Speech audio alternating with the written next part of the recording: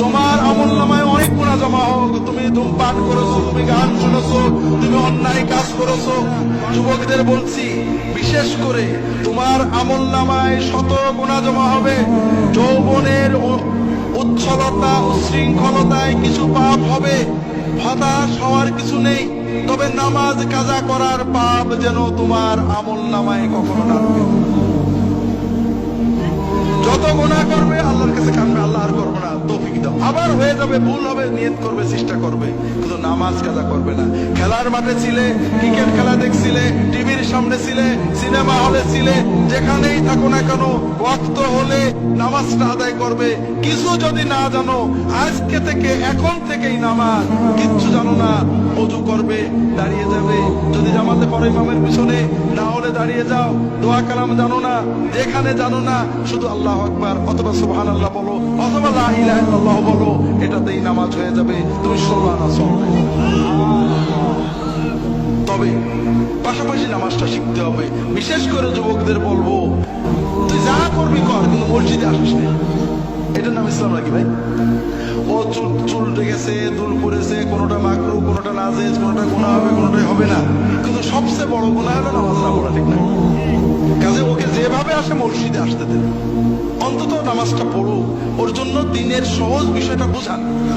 অনেকে বলে যে হুজুর দোয়া জানি না, নিয়ত জানি না, নামাজ পড়ি না, অনেক রকম আছে। আল্লাহর নামাজ কত সহজ করেছেন। আপনি যতটুকু জানেন, কিছু না জানলেন সুবহানাল্লাহ বলেও যদি নামাজ পড়েন, আল্লাহ 16 আনা সওয়াব দিয়ে দেন। কাজেই নামাজটা পড়তে হবে, প্রাণবন্ত করে পড়তে হবে। নামাজ আমাদের আল্লাহর সাথে সবচেয়ে প্রিয় সম্পর্ক। আমরা নামাজে অনেক ভুল করি, মেয়েরাও করেন, পুরুষেরাও করেন। আমরা নামাজ যারা পড়ি তারা কি ভুল করি?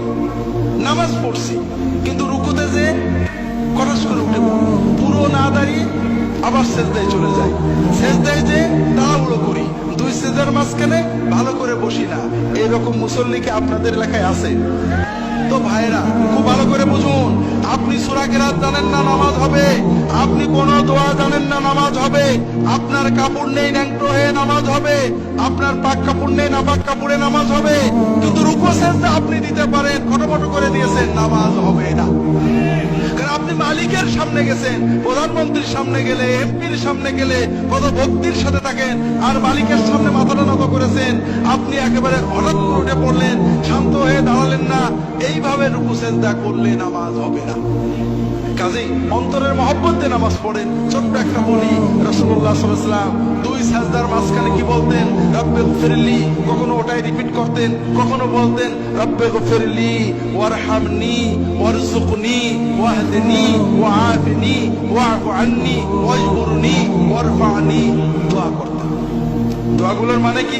আল্লাহ আমাকে মাফ করে দাও, আল্লাহ রহমত করো, আল্লাহ আমার রিজিকে বরকত দাও, রিজিক বাড়িয়ে দাও, আল্লাহ আমাকে সুস্থতা দাও, আল্লাহ আমাকে বিপদ মুক্ত রাখো, আল্লাহ আমাকে নিরাপদে রাখো, আল্লাহ আমার ক্ষতি পূরণ করে দাও, আল্লাহ আমার মর্যাদা বাড়িয়ে দাও, ইত্যাদি।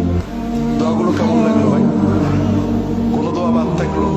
বড় কষ্ট লাগে। বিপদে পড়লে কত দৌড়ান, কত জায়গায় দৌড়ান, ইনুস খতম করেন, কিন্তু দুই সাজদার মাঝখানে 5টা মিনিট বসে আল্লাহর কাছে সব চেয়ে নেবেন, এটা কপালে জুটে না। কাজেই ভাইরা একটু নামাজটাকে প্রাণবন্ত করে পড়ি। যুবকদের বলবো, তোমাদের সামনের জীবনটা বড় কঠিন, কারণ আন্তর্জাতিক মিডিয়ার মাধ্যমে আন্তর্জাতিক বাণিজ্যিক সাম্রাজ্যবাদ আমাদের যুবকদের যৌবনকে এক্সপ্লয়েট করে বন্ধু করো, গল্প করো, আড্ডা দাও, এটা করো, সেটা করো দিয়ে তাদের জীবনটাকে ধ্বংস করে দিচ্ছে। যৌবনের 35-40 বছর বুঝতে পারবে না যে কি হারিয়েছো। যখন 60, 70, 80, 90 যাবে তখন বুঝতে পারবে। কিন্তু ব্যাক গিয়ারের মতো কোনো সুযোগ জীবনে নেই।